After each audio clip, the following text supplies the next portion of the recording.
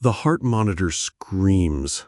Ruth's hands shake as she pulls the defibrillator paddles from the crash cart. The man on the gurney gasps, his face gray as winter stone. She knows that face. 30 years of trying to forget, and Daniel Mitchell lies dying in her clinic. The same man who fired her when she was 3 months pregnant. The same man who never knew the baby was his. Ruth's finger hovers over the charge button. Before we begin, tell me, where are you listening from right now? And don't forget to subscribe so you never miss a story.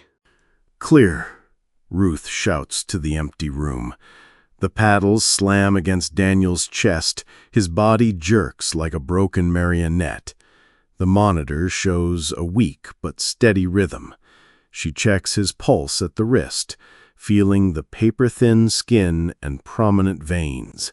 30 years have carved deep lines around his eyes. "What's your name?" she asks, knowing the answer. "Daniel. Daniel Mitchell." His voice sounds like gravel in a tin can. Ruth keeps her face neutral, professional. She adjusts the oxygen mask over his nose and mouth. The plastic fogs with each shallow breath. Outside, thunder rolls across the Montana sky. "What's your name?" "Daniel. Daniel Mitchell." His voice sounds like gravel in a tin can.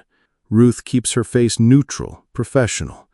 She adjusts the oxygen mask over his nose and mouth. The plastic fogs with each shallow breath. Outside, thunder rolls across the Montana sky. "What's your name?" "Daniel. Daniel Mitchell." His voice sounds like gravel in a tin can. Ruth keeps her face neutral, professional. She adjusts the oxygen mask over his nose and mouth. The plastic fogs with each shallow breath. Outside, thunder rolls across the Montana sky. "Do you remember what happened?"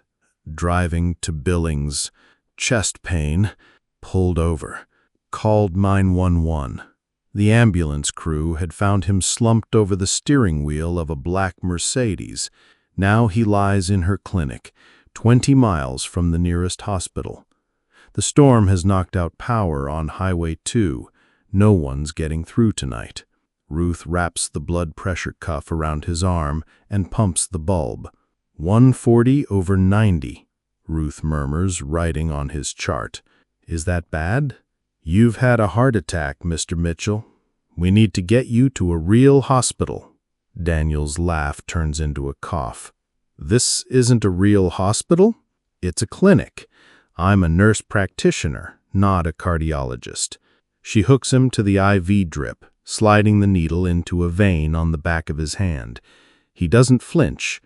The saline bag hangs from a metal pole, dripping steadily through clear tubing. Ruth checks the monitor again. His heart rate has stabilized at 72 beats per minute. "What's your name?" Daniel asks. "Ruth. Ruth Henderson."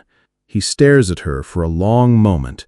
Recognition flickers in his pale blue eyes, then fades. 30 years have changed her, too. Gray streaks her brown hair, lines fan from the corners of her eyes. She's gained weight, lost the sharp angles of youth. "Have we met?" Ruth turns away to check the defibrillator settings. Her hands move with practiced efficiency, but her pulse hammers in her throat. "I don't think so." Ruth lies. The lie tastes bitter on her tongue. She remembers everything. The corner office with floor-to-ceiling windows, the leather chair where she took dictation, the day she told Daniel she was pregnant, and he'd looked at her like she'd announced she had cancer. "You'll have to choose, the baby or the job." "I can do both." "No, you can't." Thunder shakes the clinic walls. Rain hammers the roof like angry fists. The lights flicker, but hold steady. Ruth checks Daniel's chart again, noting his temperature and oxygen levels. Everything within normal limits, considering. "Where are we?" Daniel asks. "Sweetgrass, Montana." Never heard of it. Population 800. We're not on most maps. She's lived here for 28 years, ever since she left Seattle with a growing belly and $1,700 in savings. Built a life from nothing. Raised a son who became a teacher in Billings. Daniel's son, though he'll never know it. The phone on her desk rings once, then goes silent. No cell service either, Ruth says, hanging up the dead phone. When will the roads open? Morning, if we're lucky. Could be longer. Daniel closes his eyes. His breathing has improved, but you can see the fear creeping in. He's used to controlling everything. Private jets, board meetings, decisions that affect thousands of lives. Now he's trapped in a 10-bed clinic with a woman he doesn't remember firing. Am I going to die? He asks. The question hangs between them like smoke. Ruth adjusts his pillow, her fingers brushing his shoulder. His skin feels cold despite the blankets. She could tell him the truth, that his heart is damaged, that he needs surgery, that every minute counts. Or she could lie again. Not on my watch, she says. It's both a promise and a threat. Daniel nods, trusting her completely. The same trust he'd shattered 30 years ago when he cleaned out her desk and had security escort her to the parking garage. Ruth dims the lights and settles into the chair beside his bed. Outside, the storm rages on, and she has all night to decide what kind of nurse she wants to be. At 2 a.m, Daniel wakes screaming. The pain, he gasps, clutching his chest. Ruth jumps from her chair, instantly alert. The monitor shows irregular heartbeats, jumping between 60 and 90. She checks his pulse at the wrist, weak and thready. Cold sweat beads on his forehead. Scale of 1 to 10. 8. Maybe 9. She draws morphine into his syringe, checking the dosage twice. The needle slides into his IV port. Within seconds, his breathing slows. His grip on the bed rail relaxes. The monitor settles into a steady rhythm. Better? Daniel nods, his eyes heavy with medication. Thank you. It's my job. No, this is more than a job. Ruth straightens his blankets, avoiding his gaze. She remembers other late nights, Daniel working until midnight, her bringing coffee and taking notes. He'd been younger then, driven by ambition that bordered on obsession. Success was the only thing that mattered. Success and control. The morphine pulls him toward sleep, but he fights it. Ruth? Daniel whispers. That name sounds familiar. Her blood turns to ice water. It's a common name. I had a secretary once. Ruth something. Smart girl. Very capable. What happened to her? I don't remember. She left, I think. Ruth bites her tongue to keep from correcting him. Left. As if she'd had a choice. As if walking into his office 8 months pregnant and watching him call security had been her decision. She'd cleaned houses and waited tables to pay for medical school. Worked 3 jobs while studying for her nursing boards. People leave for all sorts of reasons, Ruth says. True. But this one was different. I think I hurt her somehow. The admission surprises them both. Daniel's never been one for self-reflection. Ruth checks his blood pressure again. Still elevated, but stable. She adjusts the IV drip, her movements careful and deliberate. Maybe she found something better, Ruth suggests. Maybe. Daniel's eyes drift shut. For a moment, Ruth sees the man she once knew. Brilliant and ruthless, but capable of unexpected kindness. He sent flowers when her mother died, gave her Christmas bonuses that covered her rent, before the pregnancy changed everything. Ruth steps outside for air. The rain has stopped, but wind still howls through the pine trees. She pulls her cardigan tight and walks to the edge of the parking lot. Stars peek through breaking clouds. In 6 hours, the sun will rise. The roads will clear. Daniel will leave, and she'll never see him again. Her phone has 1 bar of signal. She dials her son's number. Mom? It's 3 in the morning. I know, sweetheart. I just wanted to hear your voice. Are you okay? Thomas sounds exactly like his father. The same deep voice, the same careful way of choosing words. He teaches high school math in Billings, coaches the debate team, volunteers at the animal shelter. Everything Daniel never was. I'm fine. Just a long night at the clinic. You should retire. You're 62. I like working. You like helping people. It's different. Ruth smiles in the darkness. Thomas inherited her heart along with Daniel's brain. The perfect combination, though she'd never tell either man that. I have to go. I love you. Love you too, Mom. She hangs up as Daniel's monitor alarm starts blaring inside. Ruth sprints through the clinic doors. Daniel's body convulses on the bed, his back arched like a bow. Code blue, she shouts to the empty room. She grabs the crash cart, checking the defibrillator charge. 200 joules ready. Daniel's eyes roll back, showing only white. Foam bubbles from his lips. The monitor shows ventricular fibrillation. His heart is quivering instead of pumping. Come on, Daniel. Don't you dare die on me. Ruth tears open his hospital gown, exposing his pale skin. Gray hair sparse across skin that's never seen manual labor. She places the paddles below his collarbone and at his side. Clear! The shock lifts him off the mattress. The monitor shows a flat line for 3 terrifying seconds. Then a blip. Another. The rhythm slowly returns. Weak but steady. Daniel's eyes flutter open. What happened? Your heart stopped. How long? Ruth checks the timestamp on the monitor. 47 seconds of flat line. Long enough to cause brain damage. Long enough to change everything. But Daniel's eyes track her movement. He squeezes her hand when she asks. All good signs. Not long enough to matter. She lies. But the lie sits heavy in her chest as she adjusts his medications. Dawn light filters through the clinic windows. Daniel sleeps fitfully, muttering words Ruth can't understand. She makes coffee in the tiny break room, her hands shaking from exhaustion and adrenaline. The storm has passed, leaving the world washed clean. Puddles reflect the morning sky like scattered mirrors.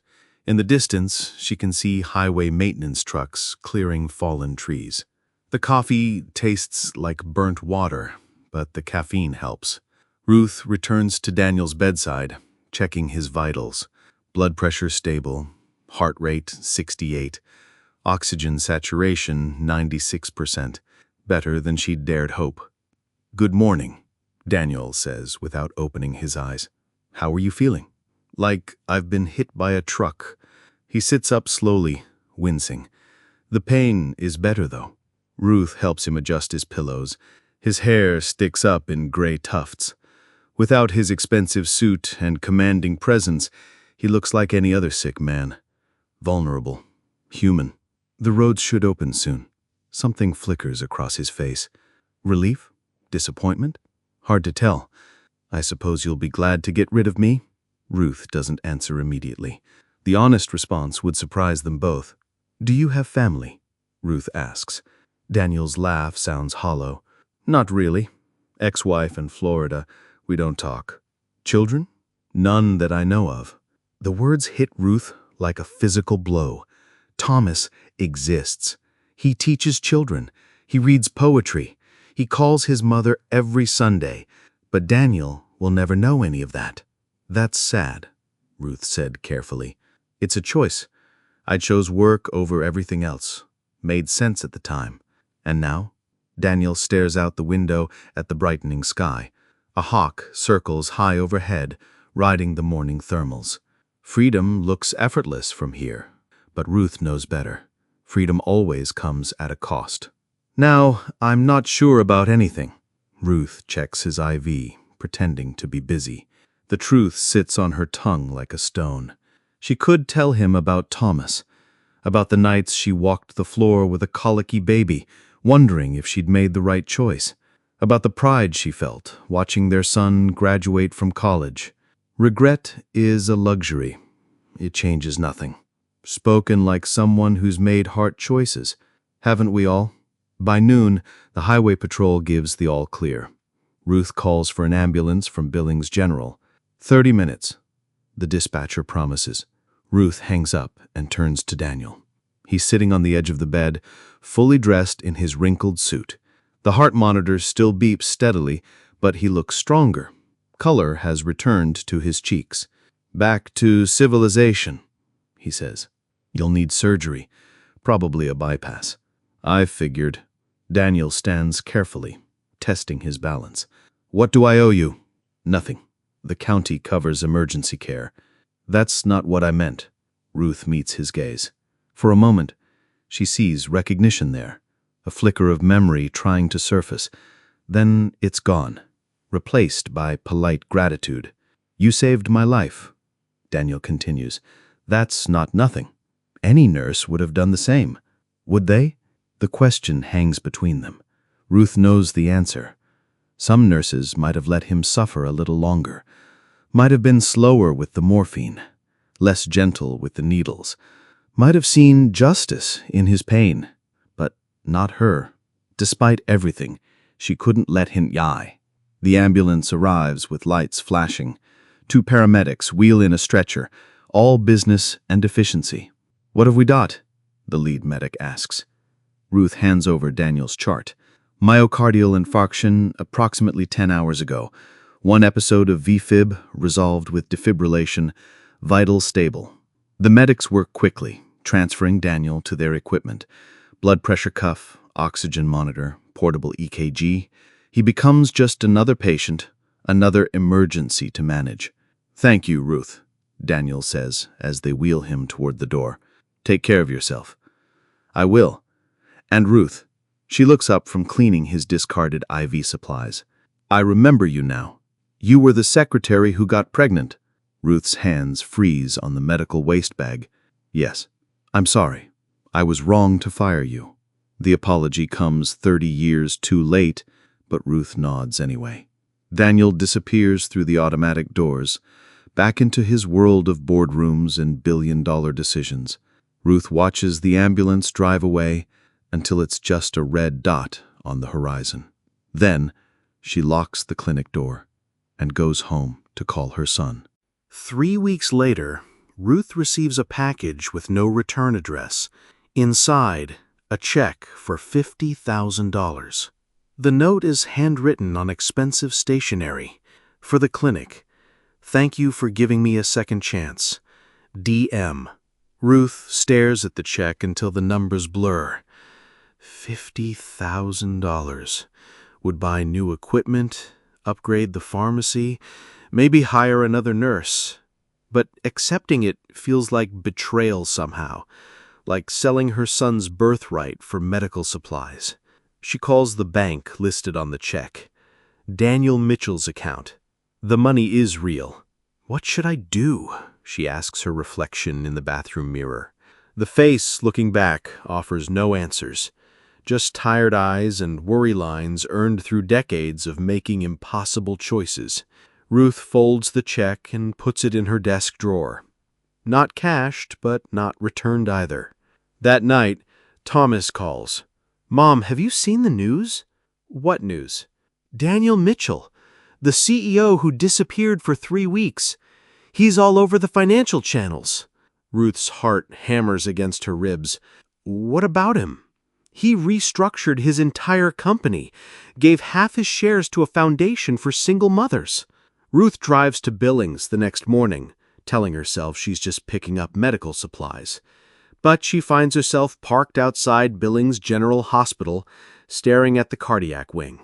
Daniel is probably gone by now, back to Seattle or New York or wherever powerful men go to recover from heart surgery. "Can I help you?" a security guard asks. "I'm looking for a patient. Daniel Mitchell. Room 412, but visiting hours don't start until 2. Ruth checks her watch. 12:30. She buys coffee in the hospital cafeteria and finds a chair with a view of the elevators. Nurses and doctors flow past like water around a stone. The familiar sounds of medical equipment beeping and humming fill the air. At exactly 2 o'clock, she takes the elevator to the 4th floor. Daniel sits by his window, reading a financial magazine. A surgical scar runs down the center of his chest, visible through his hospital gown. He looks older somehow, smaller, human scale instead of larger than life. Ruth? Hello, Daniel. He sets down the magazine, genuinely surprised. What are you doing here? I got your check. You don't have to cash it, Daniel says quickly. Ruth settles into the visitor's chair. The room smells like antiseptic and industrial-strength cleaning products. Get-well cards line the windowsill, most from business associates rather than friends. Why? Ruth asks. Because I owed you. More than money, but money's all I have. You don't owe me anything. Daniel's laugh turns into a cough. He presses his hand to his chest, wincing. I've been thinking about that night, about the choices I made. Ancient history. Is it? I destroyed your career, forced you out when you needed the job most. Ruth watches a plane trace white contrails across the blue sky. Thomas is 30 years old now. A good man, despite his father's absence. Maybe because of it. I survived. You did more than survive. You became exactly what I should have been. Which is? Someone who saves people instead of destroying them. The words surprise Ruth with their sincerity. Daniel has never been one for emotional conversations. Business, yes. Strategy, always. But feelings were inefficient, messy, unprofitable. I have something to tell you, Ruth says before she loses courage. Daniel straightens in his chair. What? The baby. The one I was carrying when you fired me. What about him? He's your son.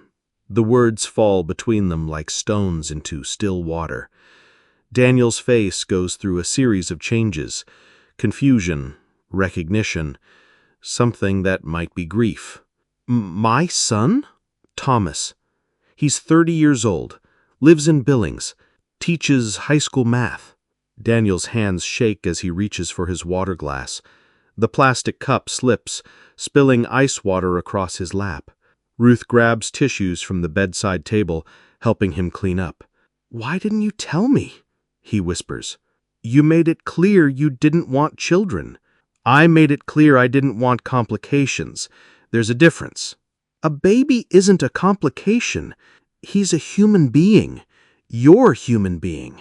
What's his name again? Thomas. Thomas Henderson. Daniel repeats the name like a prayer. Outside, storm clouds gather on the horizon. I want to meet him, Daniel says.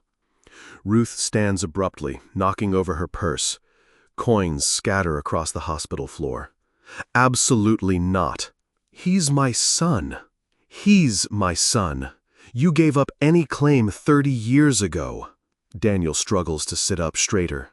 I didn't know he existed. Because you didn't want to know. Because pregnant secretaries were bad for business. I was 28 years old. I didn't know anything about being a father. Ruth gathers her scattered belongings, hands shaking with fury. And now you do? No, but I'd like to learn. The simple honesty in his voice stops Ruth cold.